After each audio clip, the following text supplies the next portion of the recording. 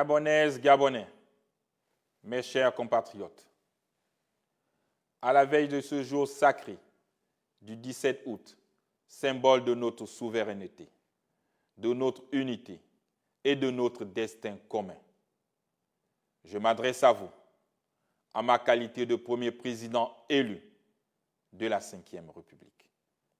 Au moment où nous allons célébrer avec fierté et émotion l'anniversaire de notre indépendance, je voudrais nous inviter à un voyage entre le passé et l'avenir, pour nous souvenir d'où nous venons et dessiner ensemble les grandes lignes de notre futur. Mes chers compatriotes, je nous invite à cet exercice, car le Gabon ne commence pas avec nous. En effet, tout au long de la période coloniale, nos aînés, portés par un idéal de dignité et de souveraineté, ont arraché pacifiquement le pays à l'administration coloniale et concrétisé leur rêve d'indépendance. Leur courage, leur sacrifice et leur vision doivent continuer de nous inspirer. Chacun d'entre eux a fait sa part avec les moyens dont il disposait et a obtenu ce qu'il pouvait dans l'adversité. Je ne pourrais les citer tous ici. Je pense aux 3 grands déportés coloniaux, Anoubangui Chari, le guerrier Wongo, Léomba et Ogula Ikwakwa, et aussi au père fondateur de notre République moderne et à tant d'autres héritiers. Peuple gabonais, à la suite de ces Ulysses dévanciers, d'autres sont venus contribuer à l'écriture de la page démocratique et au retour du multipartisme dans notre pays en 1990. À tous les anonymes qui ont apporté leur pierre à l'édifice démocratique de notre pays, qu'ils soient dignement salués. Mes chers compatriotes, le 30 août 2023, une nouvelle page de notre histoire s'est ouverte avec le Comité pour la transition et la restauration des institutions.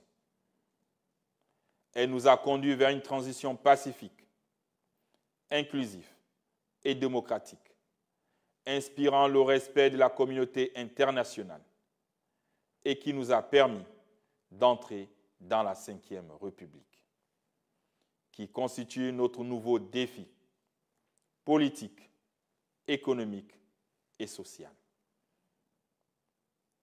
Sur le plan politique, il nous faudra œuvrer collectivement à la construction d'une démocratie gabonaise, soucieuse de liberté, de pluralisme et de responsabilité. Nous avons organisé une élection présidentielle libre, transparente et apaisée. Il n'y a aucune raison que les prochaines élections législatives et locales ne le soient pas. Je suis persuadé que lorsque nous sommes divisés, nous dépensons notre énergie dans des querelles inutiles.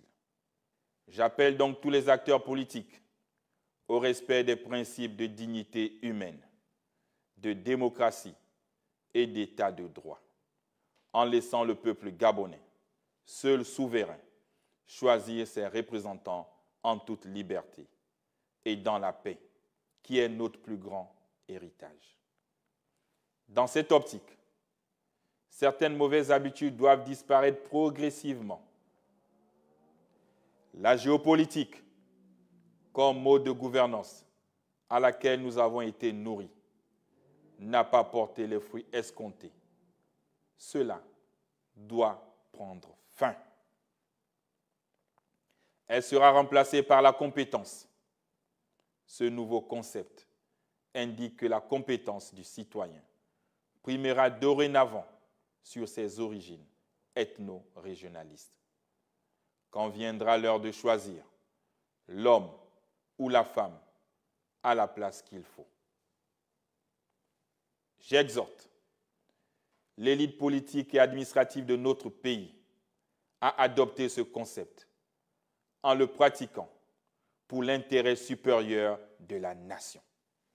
Sur le plan économique, je veux que notre 5e République soit la République de la souveraineté économique, celle de la prise en main par les Gabonais de la gestion de leurs ressources naturelles.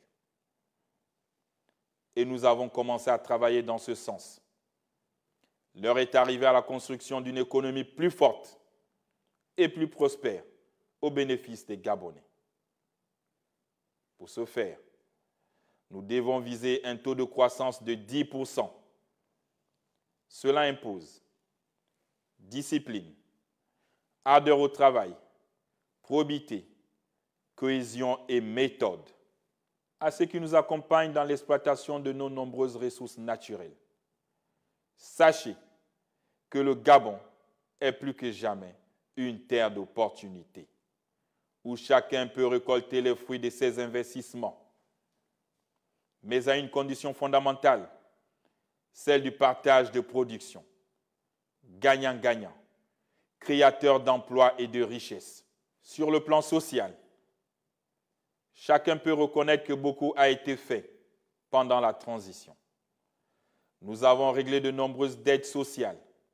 Nous avons sorti le Gabon de la torpeur économique. Et nous avons mis tout le pays en chantier ces 2 dernières années. Il s'agit là d'un effort énorme dont nous devons tous avoir conscience. La période de transition nous a permis d'expérimenter un plan d'urgence de développement dont nous avons commencé à récolter les fruits. Dès à présent, l'action socio-économique de l'État va être axée autour du plan de développement communautaire qui couvrira la période 2026-2032 sur la base des politiques publiques cohérentes, fondées sur des données correctes et visant un développement harmonieux et durable. Depuis plusieurs mois, nous avons mis en place un fonds d'aide à l'entrepreneuriat des jeunes et aux agriculteurs d'un montant de 25 milliards de francs CFA à la Banque pour le commerce et l'entrepreneuriat du Gabon pour encourager l'auto-employabilité des jeunes afin de les sortir du chômage avec des taux d'intérêt préférentiels de 5%. Au regard du faible engouement constaté, j'invite à nouveau la jeunesse à sortir de la passivité pour saisir les opportunités qu'offrent les différents secteurs qui attendent d'être mis en valeur par les entreprises gabonaises. En 2026, nous allons également lancer un vaste programme de digitalisation comprenant l'octroi de 10 000 ordinateurs aux jeunes entrepreneurs du secteur afin que, par leur innovation, ils valorisent la destination Gabon et positionnent notre pays comme un acteur dynamique dans l'économie numérique. Mesdames et messieurs, mes chers compatriotes, je tiens à vous rassurer que tous les chantiers d'infrastructure et projets sociaux lancés durant la transition seront menés à terme. Par ailleurs, j'insiste sur l'importance de la planification. Nous ne pouvons tout réaliser simultanément et partout à la fois. Il nous faut concevoir une stratégie fondée sur des priorités de notre développement, puis l'exécuter avec pragmatisme et réalisme. Cette approche méthodique est un impératif nécessaire. Planifier, c'est organiser selon un plan et des méthodes déterminées, loin des passions et des subjectivités. Dans notre démarche de planification stratégique, aucune région du territoire national ne sera oubliée. Chaque province bénéficiera équitablement du développement, selon un planning maîtrisé et cohérent. J'en fais le serment. Peuple gabonais, mes chers compatriotes, le Gabon, notre cher pays, est une terre de richesse naturelle, de culture plurielle, d'hommes et femmes talentueux, malgré les nombreux défis auxquels nous faisons face. Nous devons rester unis et déterminés à bâtir un avenir meilleur pour nos enfants. La commémoration de ce 65e anniversaire doit également être placée sous le signe de la culture du vivre ensemble. Le patriotisme, la paix et l'unité nationale sont désormais notre force. Nous devons montrer qu'au-delà de nos différences, nous sommes avant tout les fils et filles du Gabon. Plus que jamais, c'est ensemble que nous relèverons les défis de la diversification économique, de la production et de la transformation locale, de la justice sociale, de l'éducation et de la préservation de notre environnement. Mes chers compatriotes, si le Seigneur ne bâtit la maison, les bâtisseurs travaillent en vain. C'est avec cette foi, en la bénédiction divine sur nos œuvres, que je salue les efforts de tous les travailleurs infatigables, les jeunes porteurs d'innovation, les femmes engagées, les anciens qui nous guident par leur sagesse. Je crois en votre patriotisme. Dans ce Gabon nouveau, chacun de nous a un rôle à jouer dans l'édification d'un pays plus juste, plus prospère et plus solidaire.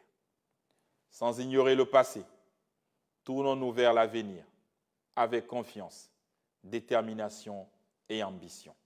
Investissons dans l'éducation de nos enfants, dans des infrastructures durables, dans une gouvernance transparente et inclusive.